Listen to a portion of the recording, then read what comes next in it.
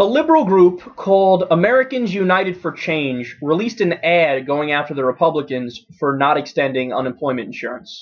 You know who had a Merry Christmas? The richest 1%. That's who. Republicans in Congress made sure of that, protecting billions in taxpayer giveaways. And for those facing tough times, Republicans stripped 1.3 million Americans of jobless benefits, folks who want to work but cannot find a job, kicking them to the curb during Christmas. So to the 1.3 million Americans losing benefits, Merry Christmas from the GOP. It's wrong to leave more than 1 million Americans behind. Tell Republicans, restore unemployment benefits now. This is unquestionably the right thing to do.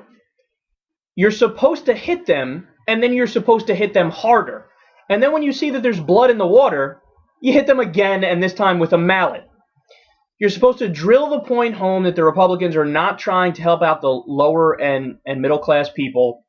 And in fact, there's a new poll that came out today from Hart Research Associates, and they found that 55% of Americans want to extend unemployment benefits now. If they knew this, that the Republicans are against extending unemployment insurance and the Democrats are for extending it, well, then this would be a massive win for the Democrats politically in the next election. But they're not. They oscillate. They just expect that everybody knows, well, the Democrats are for unemployment insurance and the Republicans aren't. But a lot of people don't. You know, it reminds me of people who support Republicans because they think that they are the populist party. Now, you might say, come on, that's so ridiculous that it's laughable. And that's because you probably follow the news on a daily basis and you're a junkie for stuff like that. But a lot of people don't know that. And if you converse with them, I always find they use the same argument.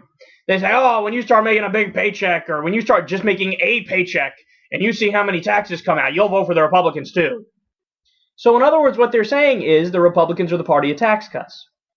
Now, they've drilled that message home. They've marketed that message for so many years that it's just reflexive for it. Anybody goes, even if they're a Democrat, they go, well, yeah, they're Republicans of the party of tax cuts. That's what they are.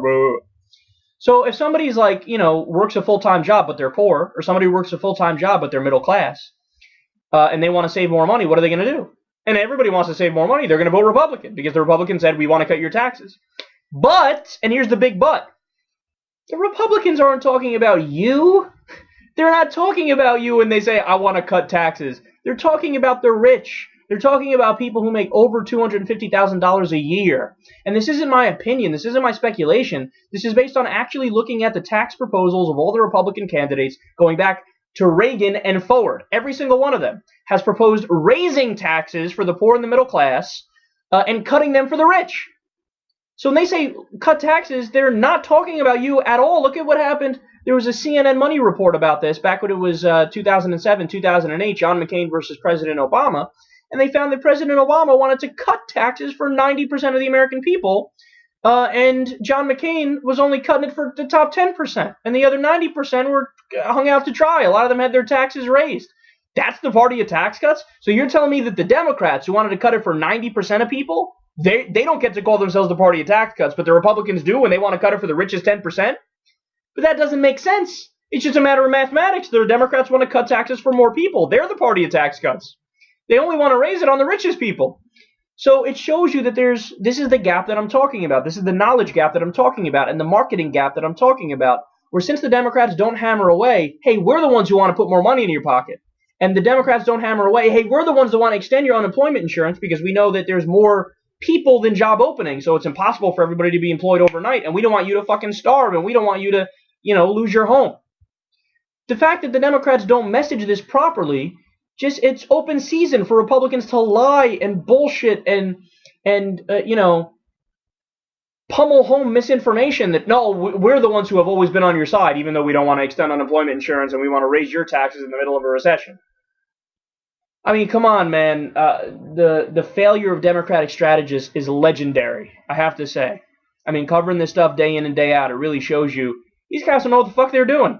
They honestly think, oh, the Democratic strategists just tell their guys, just sound nice. Just put on a nice tone and smile and say things that make people feel good. That's the extent to which they strategize.